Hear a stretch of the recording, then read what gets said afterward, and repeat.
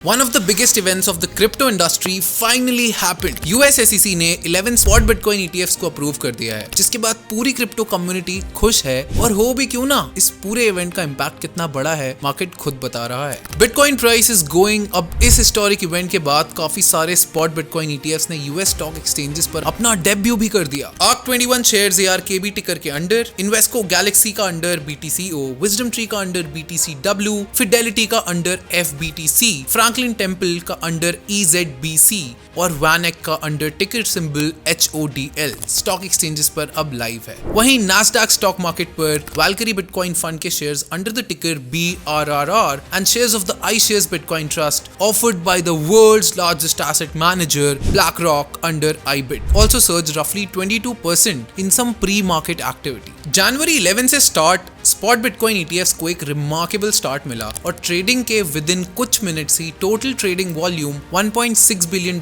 के पास थी। ये वीडियो बनाते वक्त ग्रे स्केल के ETF का मार्केट साइज $667.55 मिलियन है, ब्लैक रॉक के ETF $475.6 मिलियन, फिडेलिटी के ETF का $291 मिलियन और आर्क इन्वेस्ट के ETF का $117 मिलियन पर था। इस long awaited launch of bitcoin spot ETF की स्टार्ट फॉल्स ट्वीट से हुई, जब SEC के एक्स अकाउंट को किसी ने हैक कर एक्चुअल में अप्रूव होने से पहले ही ट्वीट कर दिया था कि ये अप्रूव हो गया है। बट इसके कुछ देर बाद ही गैरी गेंसलर ने ट्वीट करके अकाउंट हैक होने की न्यूज दे दी। ये साल ना सिर्फ बिटकॉइन बल्कि पूरी क्रिप्टो इंडस्ट्री के लिए काफी बड़ा होने वाला है, क्योंकि इसी साल अप्रैल में बिटकॉइन हार्विंग भी है, जो बिटकॉइन का सबसे बड़ा इवेंट माना जाता है। और इसके बाद बिटकॉइन माइनिंग से मिलने वाले रिवॉर्ड्स हाफ हो जाते हैं। और अगर पास्ट ट्रेंड्स को उठाकर देखें तो हर बिटकॉइन हार्विंग के बाद ना सिर्फ बिटकॉइन की बल्कि पूरे क्रिप्टो मार्केट की प्राइस मूव होती है। अब चलिए कुछ जरूरी पॉइंट्स और देख लेते हैं in approved spot bitcoin ETF से रिलेटेड। अब हो सकता है कि काफी यूजर्स को इस पूरी न्यूज के बारे में ना पता हो और उनका सवाल हो कि वो कैसे इन ETFs में इन्वेस्ट कर सकते हैं। तो ये ETFs यूएस स्टॉक मार्केट पर लाइव गया है, ना कि इंडिया में।